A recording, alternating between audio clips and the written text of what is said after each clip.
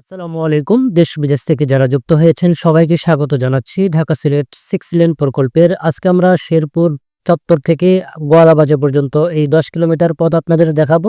আশা করি ভিডিওটি ভালো লাগবে।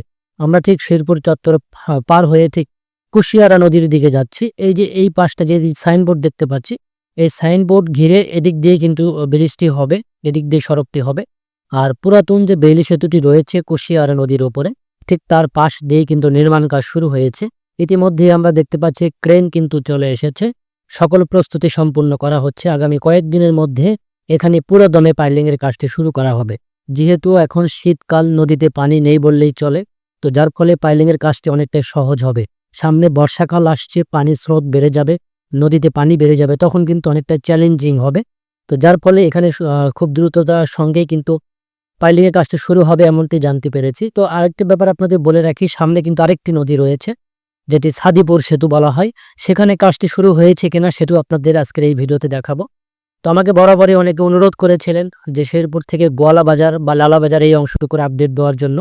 তো আপনাদের বলে রাখি, এই অংশটুকুতে জমি অধিগ্রহণের ব্যাপক সমস্যা। এই জমি অধিগ্রহণের ব্যাপক সমস্যার কারণে এই অংশের কাজগুলো এগোনো যাচ্ছে না। তারপরে যথাসাধ্য চেষ্টা করা হচ্ছে আগামী জুনের মধ্যেই এই 6 লেন প্রকল্পের যেখানে জমি অধিগ্রহণের প্রয়োজন, আগামী জুনের মধ্যেই শেষ করা হবে এমনটি জানিয়েছেন কর্তৃপক্ষ। তবে সেটি সম্ভব হবে কিনা এটি এখন দেখার বিষয়। সামনে একটি রয়েছে টোল প্লাজা, অর্থাৎ সাদিপুর এবং শেরপুর ব্রিজের টোল পরিশোধ করতে হয়। এই প্রকল্পটি চালু হলে এই টোল প্লাজাটি থাকবে না, এখানে টোল পরিশোধ করতে হবে না। তো এই যে হলো টোল প্লাজা, এখান থেকে আমরা শুরু করে সাদিপুর হয়ে একেবারে সর্বশেষ গোয়ালাবাজার পর্যন্ত আপনাদের দেখাবো আজকের এই ভিডিওটি।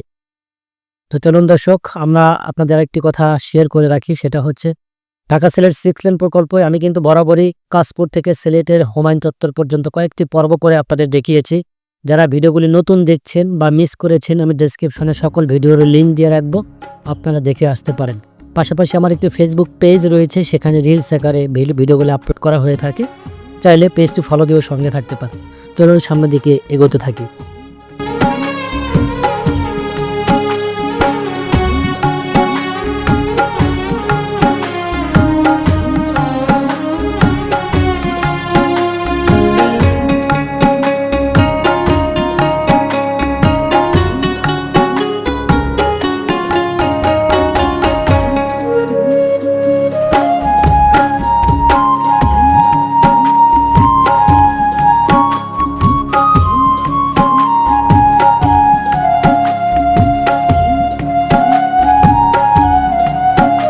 আমরা চলে এসেছি সেই সাদিপুর যে ব্রিজটি রয়েছে, অর্থাৎ শেরপুর এবং সাদিপুর ব্রিজের ক্যাটাগরি কিন্তু সেম, দেখতে একই রকম লাগে, তবে এটার দৈর্ঘ্য কিছুটা কম। তো এখানে কাজটি শুরু হয়নি, এখানেও খুব শীঘ্রই কাজটি শুরু হবে এমনটি জানা যাচ্ছে। অর্থাৎ যখন শেরপুর ব্রিজের পুরোদমে পাইলিংটি শুরু হবে, এখানেও কিন্তু শুরু হবে একযোগে। তো বরাবরই যেখানে জমি অধিগ্রহণ হয়েছে সেখানে কাজগুলি কিন্তু এগিয়ে চলছে। তো আমরা গোয়ালাবাজার পর্যন্ত দেখব কোথায় জমি অধিগ্রহণ হয়েছে, কোথায় বালুমাটি ফেলা হয়েছে, রাস্তাটি কাজ শুরু হয়েছে, সেটি এই ভিডিওর মাধ্যমে আজকে আপনাদের দেখাতে চাই।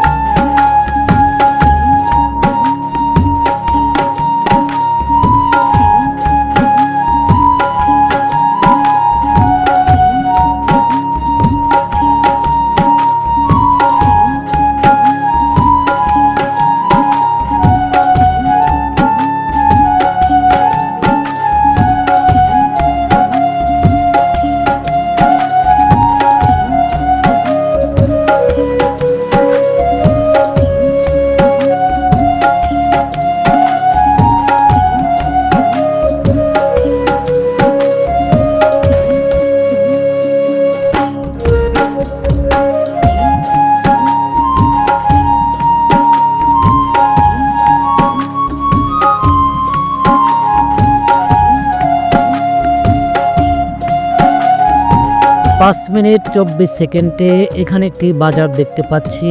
বাজারটি কি নাম, কোথা থেকে দেখছেন, এই বাজারের কোনো বাসিন্দা বা কোনো দর্শক আছেন কিনা ভিডিওর কমেন্টসে অবশ্যই বলে যাবে। তো আমরা কিন্তু পিছনে দুটি ব্রিজের কাজ দেখলাম, ছোট ব্রিজ বা কালভার্ট। সেই কালভার্টের কাজটি কিন্তু এগিয়ে চলছে। মূলত এই প্রকল্পের শুরুতে এই প্রকল্পে কাজই হাতে দেওয়া হয়েছিল, অর্থাৎ ব্রিজ কালভার্ট যেখানে ছিল বক্স কালভার্ট, সেখানে কাজ কিন্তু এগিয়ে চলছে দ্রুতর সঙ্গে।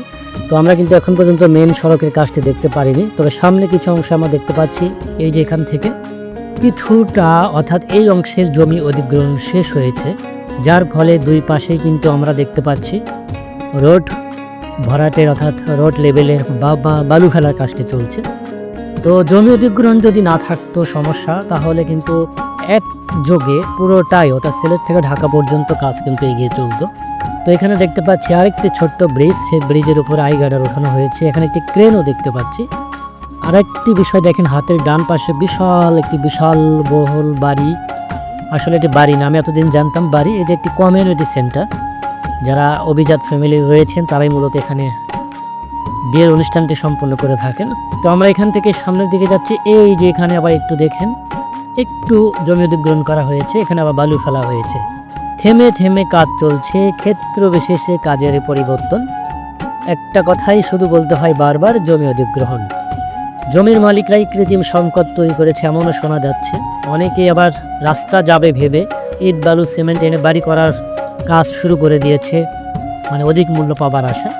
তো এমনটি করলে কিন্তু এই প্রকল্পটি বারবারই থেমে যাবে। এটা আপনাদেরই লস, কারণ আপনাদের সিলেটবাসীর করিডোর নয়, এটি একটি স্বপ্নের সিঁড়িপথ বলা চলে।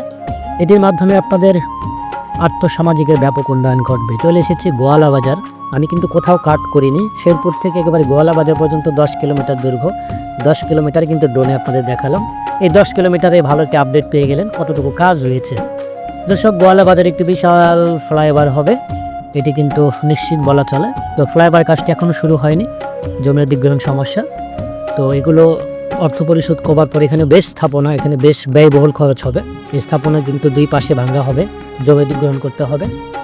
তো দর্শক, আজকে ভিডিওটি গোয়ালা বাজার পর্যন্তই থাকবে। পরবর্তীতে আরেকটি আপডেট আসবে, সেটি হচ্ছে শায়েস্তাগঞ্জে নতুন ব্রিজ পয়েন্টে বিশাল একটি ফ্লাইওভারের উপরে কিন্তু গার্ডার উঠানো হচ্ছে। আগামী পরশুদিন পেয়ে যাবেন ইনশাল্লাহ। দেখা হবে আগামী কোন পর্বে। ভালো থাকুন, সুস্থ থাকুন, আল্লাহ হাফেজ।